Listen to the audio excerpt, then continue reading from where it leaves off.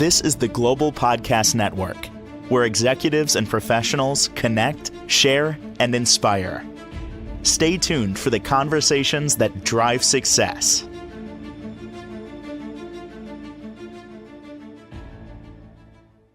And welcome back, everybody. It's one of the more pricey things in your home when you're redoing it or designing it for the first time. I'm talking about the kitchen, and then we go over to the bathroom. Lots going on there. Let's get the latest on that. This is what I love about her. She's always got her finger on the pulse of what's going on. Just came back from a major show for kitchens and baths, so we're going to see what the trends are, what the technology is, and so much more. Interior designer Diane Rosen back with us. How you doing today? I'm doing terrific. Thanks for having me. Tell me about this show that you just went to. Well, it is a vast concept of the manufacturers and vendors and what they're promoting, what is the latest to, in fashion and in style. And it all comes together, I think, quite nicely because in previous discussions you and I have had, talk about universal design, talk about sustainability. These are now becoming standard and integrated in a lot of the product. So, for example, a lot of things, you can go as high tech as you want, but workstations, which have been around for a while, workstations in a kitchen, it's not just a sink anymore. It can incorporate your cutting board. It can be a grater. And they've expanded in size. They've got, depending on how much room you've got, this kind of is more related to a larger kitchen area, a larger kitchen period, but a workstation that can go to 5 feet wide. And it can really handle everything from prep. It's all about prep, preparing your food, cleaning your food, disposing your food. And one note that I found rather interesting is that what's becoming in the sustainable era and work is that, if I can find it, includes composting. And it's becoming part of the kitchen recycle. And it's in almost half the states and including New York. And I believe that's where you're located. Yes. And it's really an interesting concept. And again, it's sustainable. And that's my background. You can literally scrape off what you had for supper or dinner, breakfast or lunch. It goes into a system. It looks just like a cabinet door that you have. You pull it out. It runs on its own system, and it doesn't sit like garbage sits. It's strictly food. It's not plastic or waste, but it then goes into a system and is disposed of you can do it. You can set a timer for daily or once a week, or however suits your particular situation. But it's then turned into various heat. It can generate heat. It can make heat. It can be part of a compostable design, and really quite healthy. But really a positive thing for our environment. We're reusing what we don't use. Isn't it funny, the workstation in the kitchens? It's functional, of course. Let's say you have enough space to include a sink in one, and that might not be your primary sink. You have another one, and then some drawer space and all of that, and of course workspace. But it also becomes a social gathering location, right? Absolutely. There's another, I thought, very interesting product that it's actually a German manufacturer has put together, and you would place it mostly on an end of your counter or on an island but you can completely turn this cabinet around to you. So you have ease of effort to get what's ever in, because we never have enough light or storage, Mm. mostly, and not never enough storage. And this can be customized to fit those odd shaped things or things that you use every single day. And and I always bring forward a universal design concept in this, that if your mobility isn't good, if you're in a wheelchair, you have free access to turn this entire cabinet around. That's why I suggest usually shown as an end piece. And when you're finished, you turn it back and it blends seamlessly into your cabinet and countertops. Yeah, I'm intrigued. Can you give us like another description view of how that would work? Take us Mhm. up. We're standing in the kitchen and we're in front of this. What does it look like and how does it function? It looks like a cabinet, Okay. and it can be customized to any size or height. And the object is comfort and convenience, that you can turn this around completely on an axis, Mm. that you can get to it, whatever you need to get into it, and use it very comfortably. And then when you're finished, obviously turn it back around, but it is on an axis. Um, so Wow. your mobility, if you have mobility issues or any kind, it's just easier to work with. It seems like that's the way it And should be, where we have this flexibility. You can move things the way you want, uh-huh. position them. What a cool idea. And I'm just getting like visuals here. Like imagine if some of your kitchen cabinets were removable and replaceable. Hmm. Just yeah, we're changing up the kitchen. We're gonna put like picture frames. I'm gonna put different art up here. Different Hmm. season or whatever it might be. Maybe that's available. Maybe that's coming one day. I don't know. Well, if it's available, there's a lot going on. Mm. And what I like to dovetail is both the sustainability and the universal design accessibility. And what's great for me is that it's becoming almost standard or brought forward. So everybody goes, oh, yeah, this is an easier way to operate, because we all hang out in the kitchen at the end anyway, Yep. and you spend most of your time there. I think the compost was a great idea, a great system, and becoming statewide. So it's almost going to be an essential part moving forward for every kitchen home. Yeah, I just have a visual in my kitchen. I have a not an island, but it overlooks the living room, this section of the kitchen countertops. And there's stools there, and people sit and they can eat on the other side. I've never eaten on the other side. It's the weirdest. I just realized it's so weird, Diane. And even visualizing it, Well, there you go. I don't know if I would even be comfortable. Like that's the guest spot. I'll just be in the kitchen. I can eat on the counter here, whatever it may be. Even Mhm. when I don't have a lot of Mhm. space. If a lot of people are around, they take all that area, and I'm still behind the stove, the kitchen, and all of that. I Yeah. guess that feels where I'm supposed to be. I don't know. I never Well, thought of that. it's where your comfort level Yeah, is too. 100%. So I was going to say there's another LK put out a double bowl sink that's 5.5 feet wide all by itself. It's a real workstation.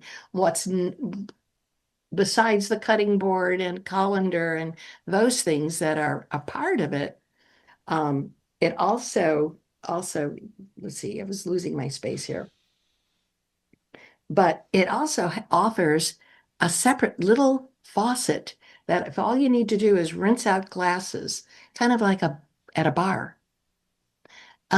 It's all incorporated. Of course, the size is strictly determined by how big your kitchen is to start with and how big you can handle. But you can get workstations that will uh, work within your space. It usually about 2.5 feet. Wow. That gives you plenty of room. But if you have the room and you entertain often, and all of these things, people will come and gravitate. Uh, it's really a great opportunity. Mm. What else did you see at the show? Well, it was interesting because from as high tech, um, with faucets and things that all you have to do is wave your hand in front of it, you can get cold water, hot water, now boiling water, and you can even integrate sparkling water if that is your Hmm. preferred choice. So it's kind of, they made which I still have a tea kettle that I use. Um, and they kind of made a lot of fun of that Mhm. because with the boiling water, you no longer need a tea kettle. And I'm thinking, well, it's nice to have some things that you're very familiar with. So both either high-end tech, the size, the space that you have, what can you incorporate? Now we can even incorporate composting, which by the way is going to be mandated eventually as a given. Mm. Um, Futuristically, I don't know how long that would take for every state. Right. Uh-huh. But it was really very, very interesting. The other era of where we talked about this before too, where color was, we were stuck in gray and white. We're now going back to earth tones, Uh, so we're talking like browns and beige. browns, reds, lots of shades of, think cinnamon, kind of a cinnamon, reds. Um, and I'm so happy that color is back. Hmm. I It's, heard the same thing, Diane. uh-huh. I don't know where I've heard this. I read it somewhere. Um, in Italy, they do a show every year, and Mhm, that's what came back as mhm. just what you're saying. Those colors are going to the earth tones. They were here. They're going to stay even longer. Yeah. Hmm. Yeah. Well, um it's a cycle. Yeah. And while we go through, oh, uh, shades of gray and white, very neutral, um, then we look at warm tones, earth tones, shades of green, shades of red, shades of brown, and they're comforting. It's like a room that is back in the day, so many rooms were paneled with wood paneling, Yep. and it just resonates a warmth about it. I agree. Yeah, And and I do have a little heart. In my heart, I like grays. There's a place mhm, there. But I think they had their day. It's time for us to.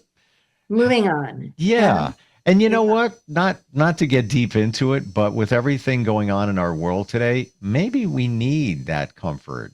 uh-huh, You know what I'm saying? absolutely. Coming from those colors. When you come home, you want to be able to kick off your shoes, sit in your favorite chair, and not have to think about anything else. 100%. Yeah, that's it. And I remember years ago, her name, I don't know if she's still around, Faith Popcorn, and she would be a person that analyzes trends. And back then, she predicted we would be cocooning, meaning staying at home a lot and just kind of Mhm. sheltering a little bit. And I think it was during the Persian Gulf War. This is going way back, but that's what she and I think her company still existed. I'm not sure if she's still around, but it's we crave certain things at certain junctures in our life, and I believe why these colors are sticking around is because of we Mhm. need some security, maybe. you know? Yeah, we need to feel good in our Yeah, own space. 100%. And Yeah. and that is the bottom line. And what's interesting, countertops, we kind of talked about that before too. Different levels of granite and quartzite and what they can do and what you can make out of them. And um, I've noticed a lot. Well, quartzite is most popular. It is quartz, but it's a component of man-made as well.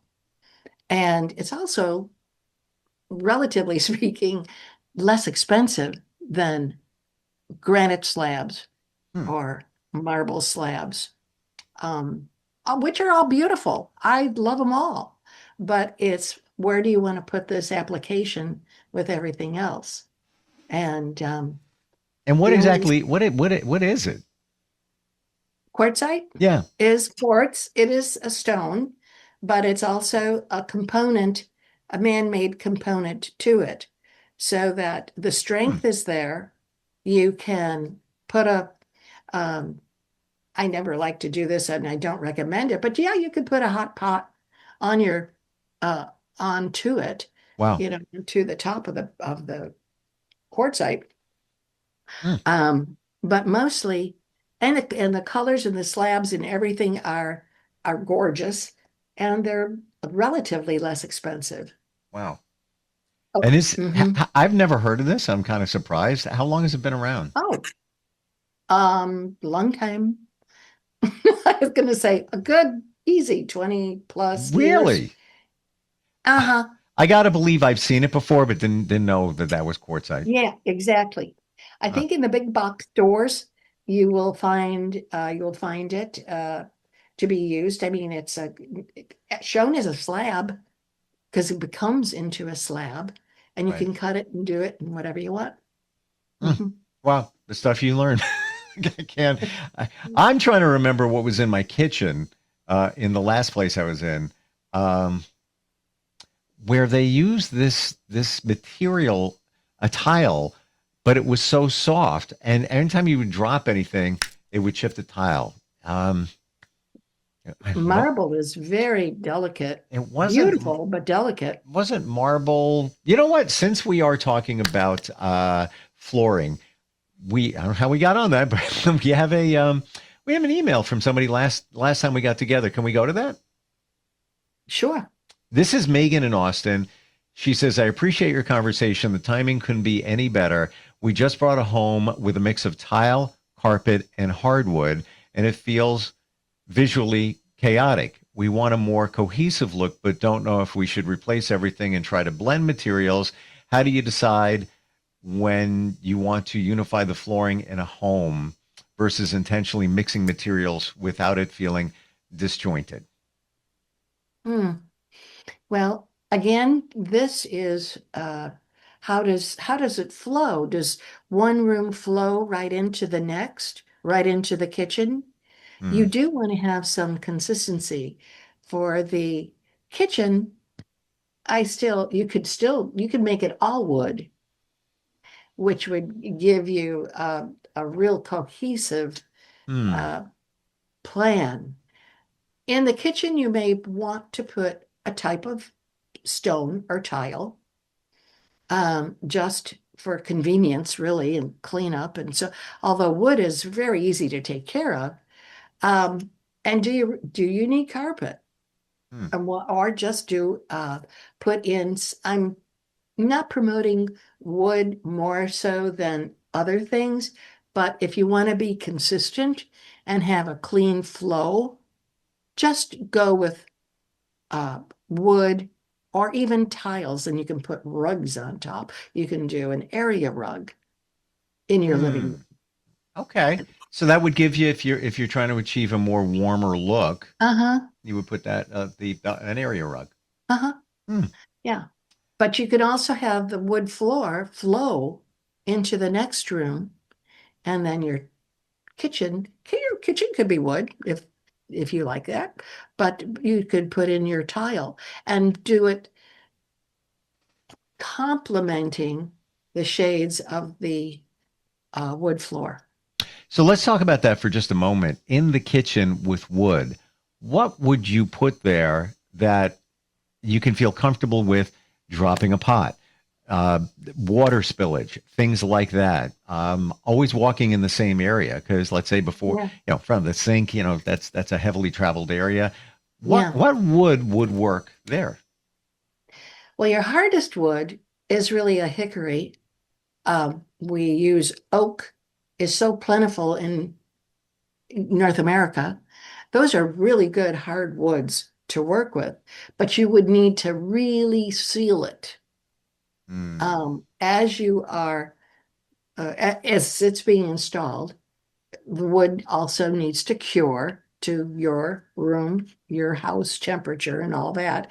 And then once it's being sealed, you'd want to do at least 2 more coats of Okay. poly seal for the kitchen area. And you could doesn't have to be glossy. You can still keep it in a matte finish. But you also, for the rest of the area, your living room, dining room area, you'd want that sealed as well. Not maybe so much, but you put it in a matte seal finish. And you've got consistency, warmth, and once again, you can delineate the room area where you have your sofa, the 2 chairs, and the cocktail table on a uh, area rug. Thank you for mentioning the putting the polyurethane on and the shine, because right away I got that. Right away I'm like, but yes, there's so many different finishes, satin, non-gloss, whatever it might be, where you can protect it, but you don't have to have that crazy shine. And of course, Right. it gets wet in the kitchen. Could be slippery, just saying. Mhm. Yeah. Mhm. Okay. Interesting. Yeah. Just final thing with Megan's question there. If they have the budget for it, would you say just rip everything out unless there's some wood floor? Let's say we're going with wood. Unless there's a floor there that looks like it can be rejuvenated, resealed, whatever it is it just easier just like start fresh, wipe the slate clean? The short answer is yes. Okay. If you can handle it, if it's cost effective, look, it's always how long are you going to stay in this house? Is this going to be your forever home? Mm, Um, and you have children and pets, and you entertain often, so forth and so on. The downstroke to put and be cost effective, yeah, I would do wood. mm, okay. If and you also get your ROI, return of investment, back, because wood, I have nothing against carpet.